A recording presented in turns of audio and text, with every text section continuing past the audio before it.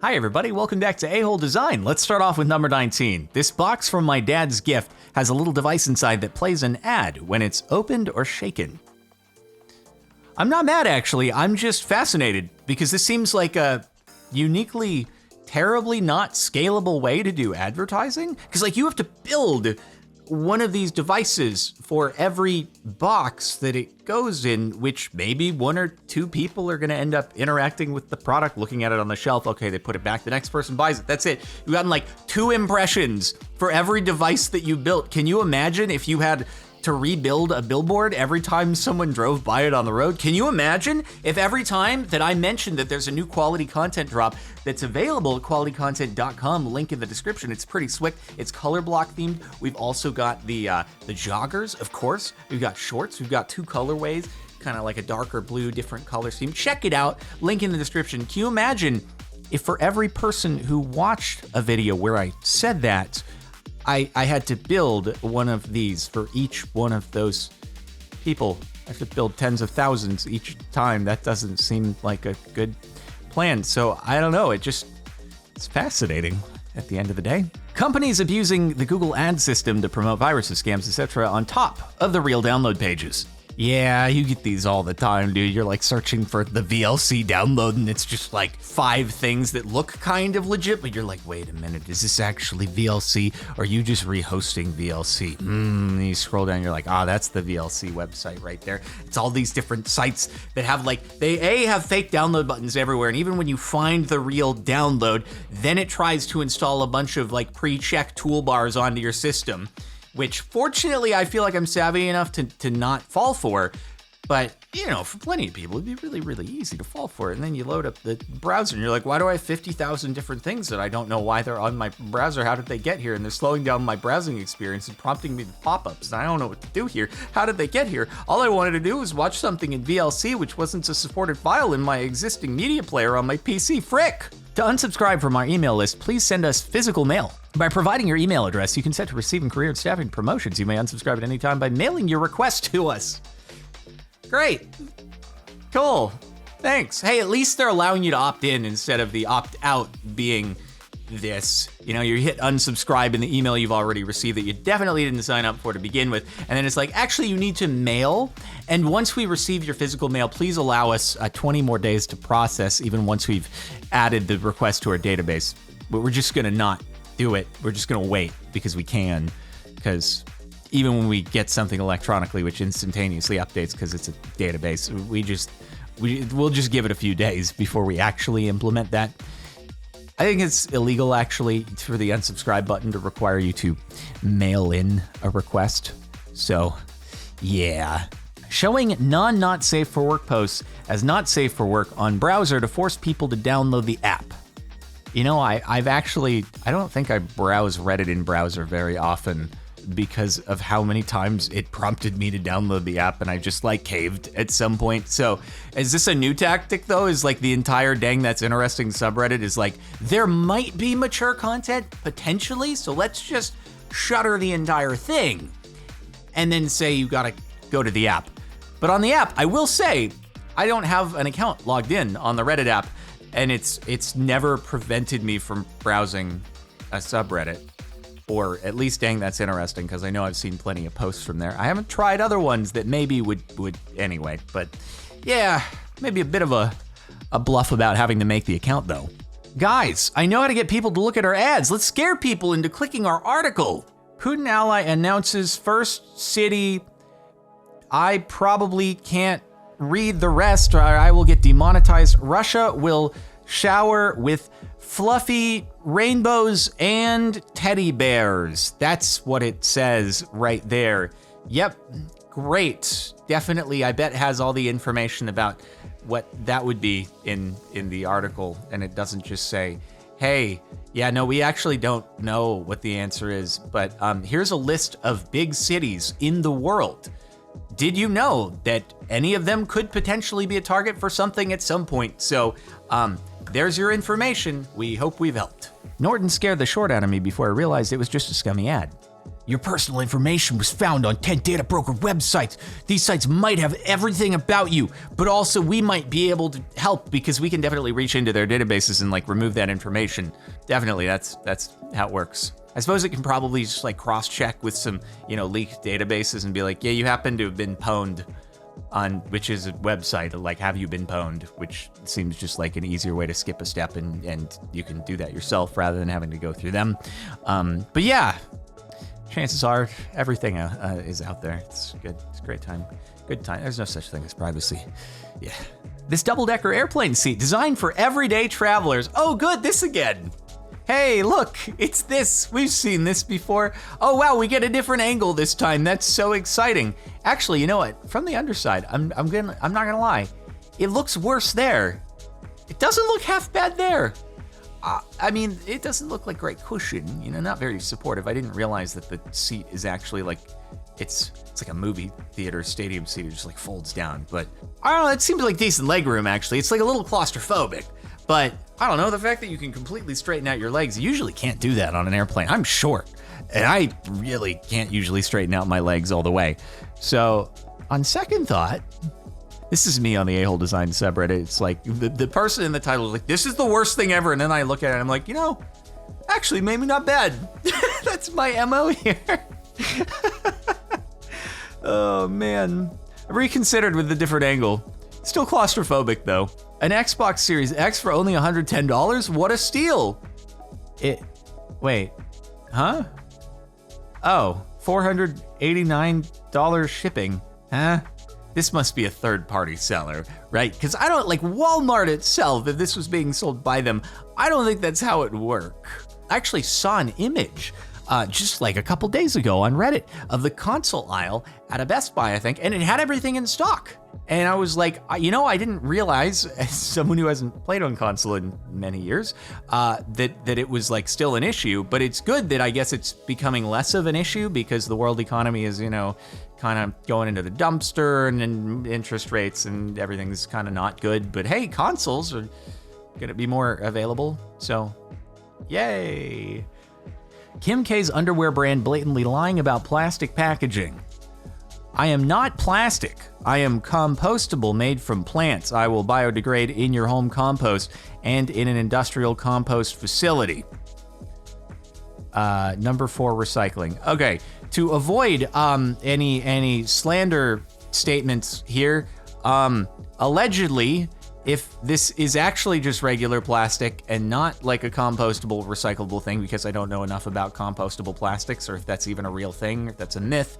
But allegedly, if it's just regular plastic, that's pretty not good and lame. But if it's a misunderstanding, then that's better because it means it's compostable. But allegedly, that would be pretty shorty of them to do, allegedly. But I'm not actually accusing of anything because it's allegedly, but might not actually be accurate because I don't know. So, yep. But hopefully this post is wrong because if it's not, that seems pretty bad. Yep. My kid's lunchbox came with freezer packs in this warning. You have to register with your name and email to read the instructions. The important instructions are to wipe them off before using. Stop! Don't use this product! We've got to warn you about the crazy thing that you gotta do. You'll never believe it! Just wipe the inside. It's a pretty big deal. You're like, good Lord, did I just buy something that's got lead on the inside and I need to treat it with some anti-lead components that you're gonna, no. That would be pretty bad. We wouldn't do that, but we wanted to make you think that, so you'd sign up. This bench advertises that no kid should ever have to sleep on the streets, and then adds bars so homeless people can't sleep on the bench. There is it's a little bit of irony there, but I guess at the same time, they're saying that no kid should sleep on the streets, and then they're physically preventing that from taking place here. So I can't tell if it's actually like going with it or if it's not. I'm not entirely sure.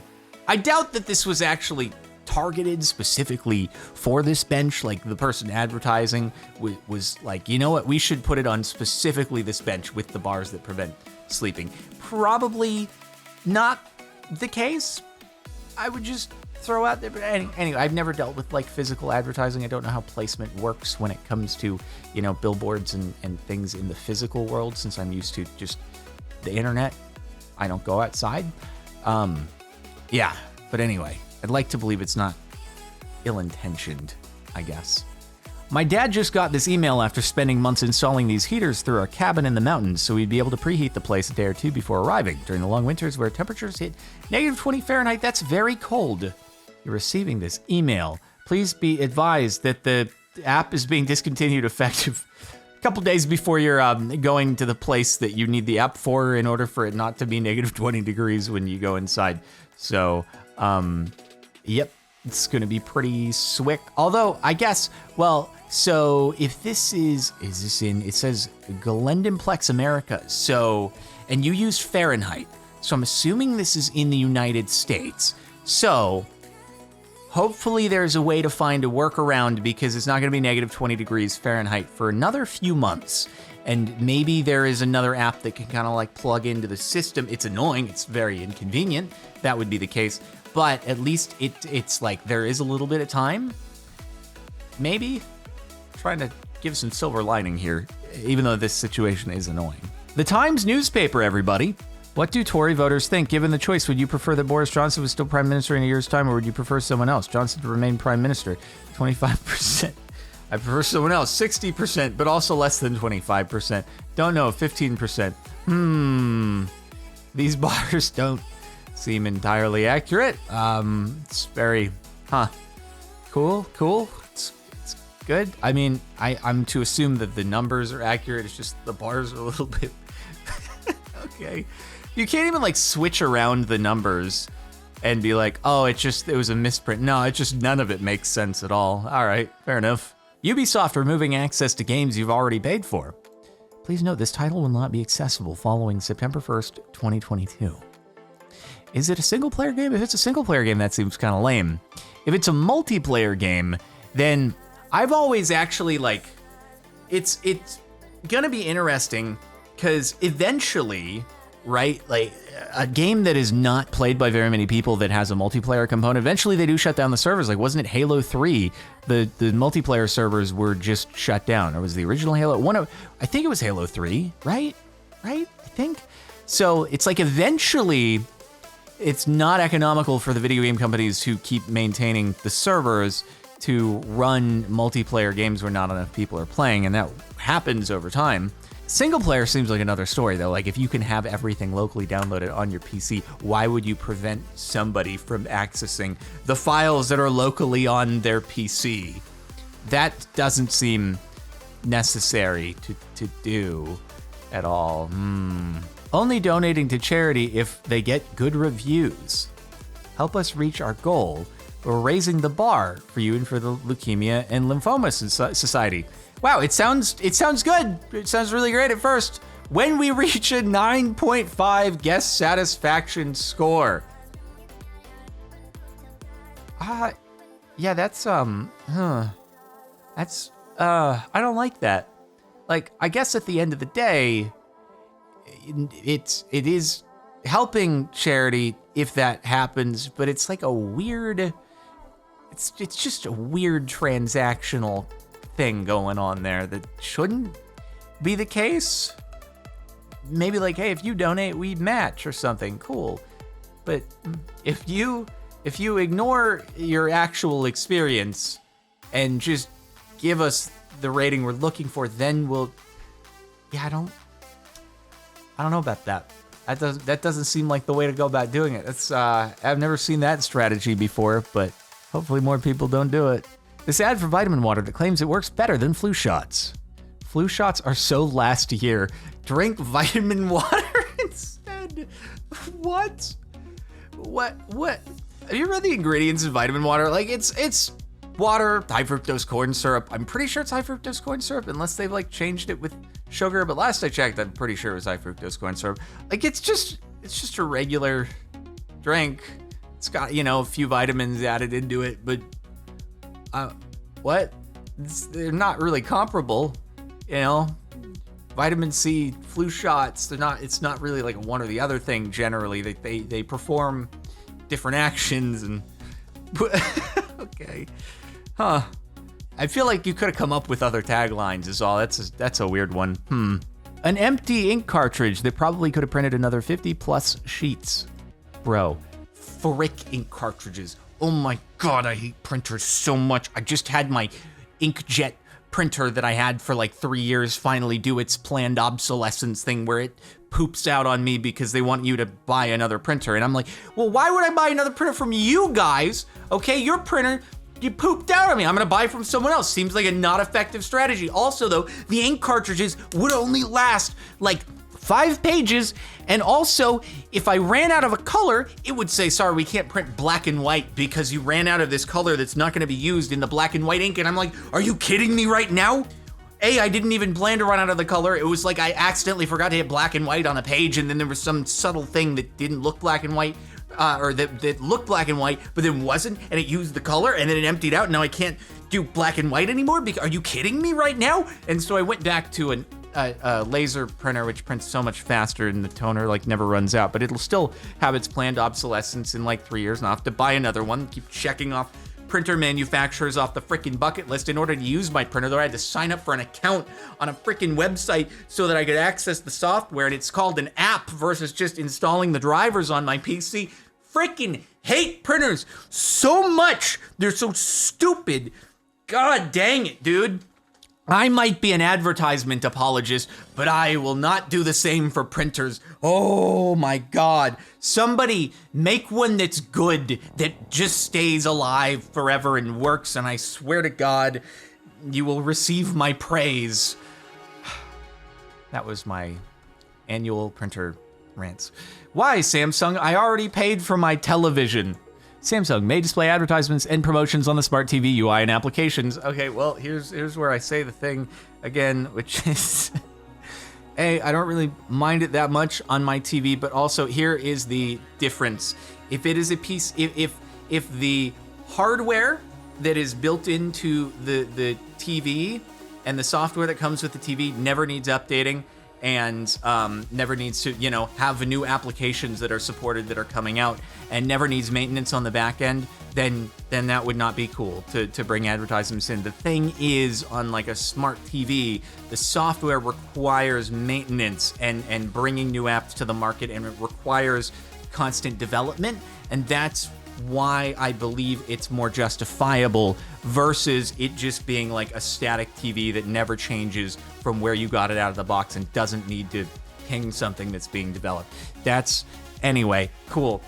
Hey, I'm an ad apologist. That's how I live. So, yep, anyway, I am speechless. US carriers want to bring Screen Zero lock screen ads to smartphones. This one I'm less ad apologist about versus the it would be one thing, like I would be opposed if every time I turned on the TV, regardless of if I was going to access the smart TV app center thing, like if it just blasted an ad at my face, I'd be like, no. Don't do that. No, that's a no. You don't just blast me with an ad like when I'm turning the thing on. Wait until I'm accessing something that like I had to ping a server that you've added development to.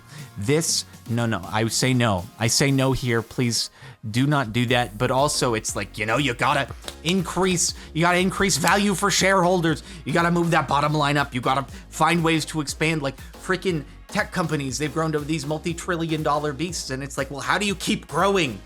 How do you keep growing? There's only so many people in the world. It's like Google basically has almost anyone in the world who can access the internet uses Google, knows about Apple, and it's like, how do you expand when you've already reached saturation of the total world's population? So you have to find new ways, otherwise the stock price will stagnate, and that would be bad, and then investors are gonna sell, and then the stock price goes down because they're not pricing in future growth anymore, and so you gotta think of new things that are more and more intrusive. Anyway, I'm giving you the why, not the should they.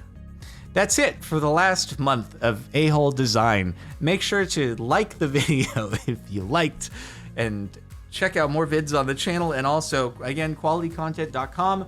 While supplies last, link in the description. The joggers, shorts, zipper pockets. We even got a rear zipper pocket. Oh my goodness. Anyway, okay. See you next time.